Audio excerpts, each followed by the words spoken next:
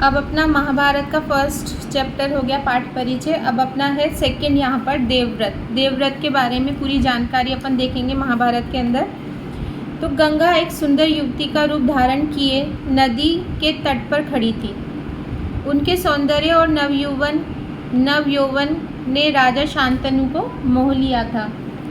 गंगा बोली, राजन, आपकी पत्नी होना मुझे स्वीकार्य है, पर इससे पहले आपको मेरी शर्तें माननी होगी। क्या आप मानेंगे?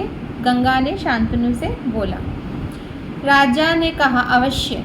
राजा शांतनु ने गंगा की सारी शर्तें मान ली जो गंगा माता ने शांतनु के सामने रखी थी, और वचन दिया कि वह उनका पूर्ण रूप से पालन करेंगे। ठीक है।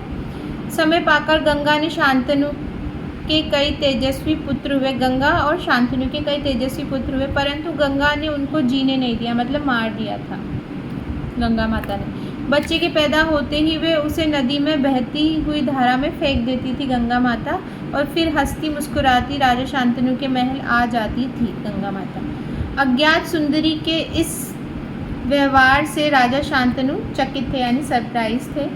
उनके आश्चर्य और शोक का पारावार ना रहता था, यानी कि वो शोक में हो जाते थे, आश्चर्य में, क्योंकि उनके बच्चे को वो बहा देती थी ना गंगा माता। उनके भी बच्चा था कि शांतनु वचन दे चुके थे, इस कारण मन महसूस कर रह जाते थे कि मतलब उनका गंगा माता ने वचन लिया था ना कि जो भी मैं करूँगी उसके बारे में कभी भी आप मुझसे पूछेंगे नहीं, कहेंगे नहीं। 7 बच्चों को गंगा में इसी भांति नदी की धारा में बहा दिया। 8वां बच्चा पैदा हुआ तो गंगा उसे भी लेकर नदी की तरफ जाने लगी। तो शांतनु ने से रहा नहीं गया और बोले, माँ होकर अपने नादान बच्चों को अकारण ही क्यों मार दिया करती हो?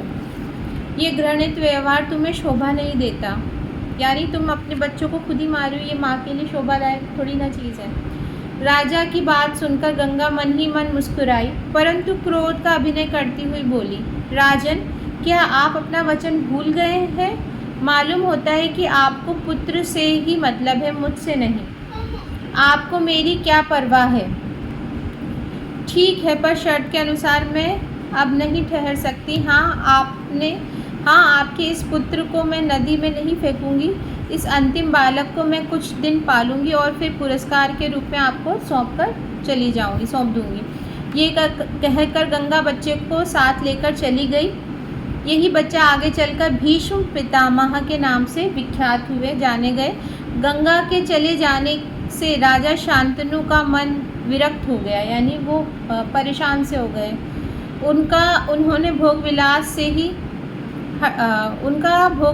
से ही जी हट गया, यानी वो फिर राजा वाजा बनने में उनका इंटरेस्ट नहीं रहा और राजकाज में उनका मन लगाने लगे। ठीक है। एक दिन राजा शिकार खेलते खेलते गंगा के तट पर चले गए तो देखा किनारे पर खड़ा एक सुंदर गठीला युवक गंगा की बहती हुई धारा पर बाण चला रहा है, यानी गंगा की जो धारा बह रही है उस पर बाण चला रहा है। बाणों की बौछार से गंगा की प्रचंड धारा एकदम रुकी हुई थी। ये दृश्य देखकर शांतनु क्या रह गए, दंग रह गए। पर बाण चलाने से गंगा कैसे रुक गई? नहीं तो उसमें डूब जाएगा ना पानी में अंदर बाण। तो बाण मतलब ये एरो है ना। इतने में ही राजा के सामने स्वयं गंगा आकर उपस्थित हो गई। गंगा ने युवक को अपने पास बुलाया और राजा से बोली, राजन, पहचाना मुझे इस युवक को? यही आपका और मेरा 8वां पुत्र देवव्रत है। महर्षि वशिष्ठ ने इसे शिक्षा दी है। शास्त्र अनुसार मैं शुक्राचार्य और रण कौशल में परशुराम ही इसका मुकाबला कर सकते हैं, यानी शुक्राचार्य शास्त्र ज्ञान में यानी इंटेलिजेंस में, और जो बोलेंगे रण कौशल में युद्ध करने की कला में परशुराम ही इसका मुकाबला कर सकते हैं, बाकी कोई नहीं कर सकता। ये जितना कुशल योद्धा है उतना ही चतुर राजनीतिज्ञ भी है, यानी अच्छे से राजकाज चलाने वाला भी है। आपका पुत्र मैं आपको सौंप रही हूँ, अब ले जाइए इसे अपने साथ। गंगा ने देवव्रत का माथा चूमा और आशीर्वाद देकर राजा के साथ उसे क्या कर दिया, विदा कर दिया। किसको? देवव्रत को। देवव्रत ही हमारे आगे जाकर कौन थे? भीष्म थे। तो उनका भीष्म नाम बाद में पड़ा, पहले देवव्रत ही नाम था। भीष्म उन्होंने एक प्रतिज्ञा ली थी जिस वजह से उनको भीष्म पितामह कहते थे। वो अपन नेक्स्ट लेक्चर में नेक्स्ट उसमें क्लास में देखेंगे।